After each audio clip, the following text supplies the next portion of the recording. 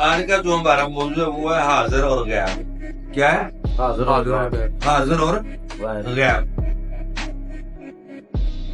ایمان لانا ہے حاضر کے اوپر ایمان لانا ہے یا غائب کے اوپر ایمان لانا ہے. ہم نے سب سے پہلی بات جو قابل غور ہے وہ یہ ہے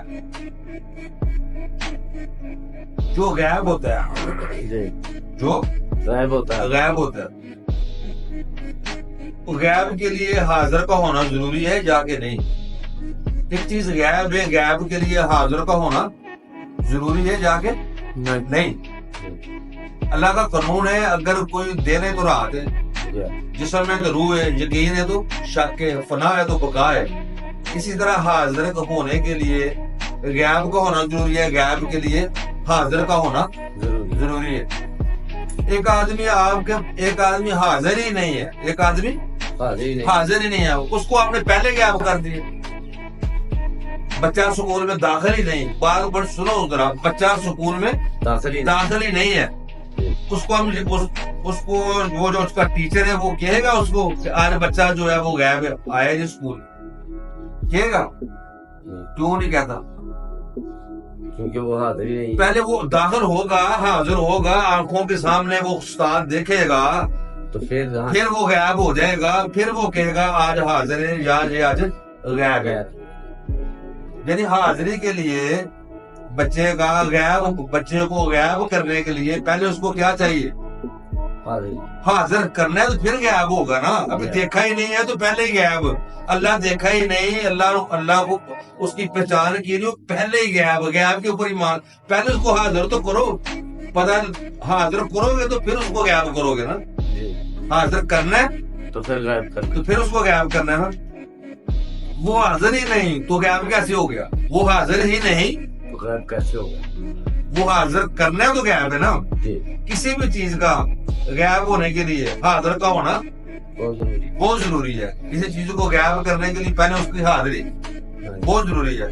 یعنی قانون ہے, حاضر ہوگا تو ہم غائب پر ایمان لائیں گے, حاضر کریں گے تو ہم غائب پر ایمان لائیں گے. جب وہ حاضر ہی نہیں ہوگا تو ہمارا غائب بھی کر دو. اللہ تعالیٰ کی ذات کو ہم آنکھوں سے نہیں دیکھ سکتے, حاضر نہیں ہے تو وہ غائب بھی نہیں ہے, وہ چھپیا بھی نہیں ہے نا. وہ اگر حاضر نہیں ہے تو وہ پھر غائب بھی نہیں, وہ غائب بھی نہیں ہے. جب متضاد کا ایک جز ختم ہو جائے دوسرا جز خود بخود ہی ختم ہو جاتا ہے. بجلی کے دو تارے ہیں, اگر ایک تار ختم کر دو بجلی کا بلب روشن ہوگا؟ نہیں ہوگا نا. تو حاضر کے ساتھ غائب کا ہونا بھی ضروری ہے.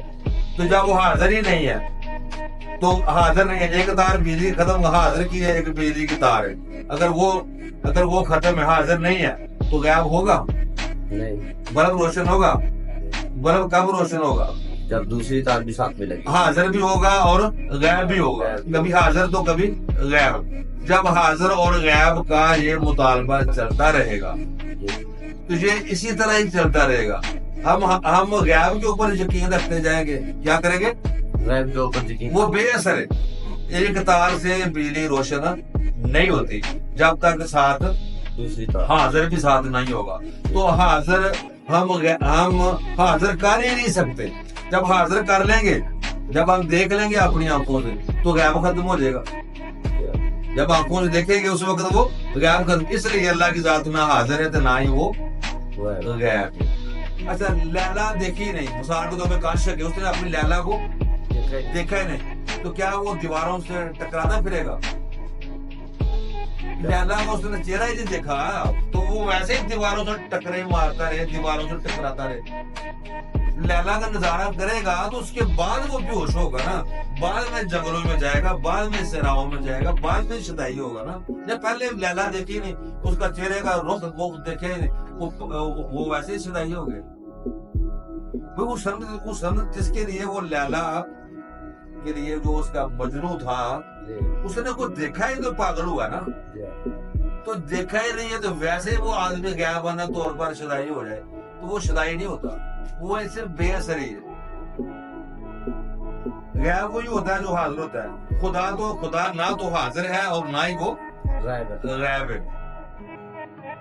جب ہم حاضر اور غائب سے نکل جائیں گے تب جا کر ہم اپنی ذات کو پہچان سکتے ہیں. حاضر اور غائب سے نکلیں گے تب جا کر ہم ذات کو پھر ہم خدا کی ذات پر اپنی ذات اور خدا کی ذات کو پہچان سکتے ہیں. غیب پر ایمان لانا ان کے لیے ہے جو غور نہیں کرتے. غیب پر ایمان لانا کن کے لیے ہے؟ جو غور نہیں کرتے. جو غور نہیں کرتے. اگر آپ نے غور نہیں کرنا تو غیب پر ایمان لے. کبھی نماز پڑھ لی کبھی نہ پڑھی.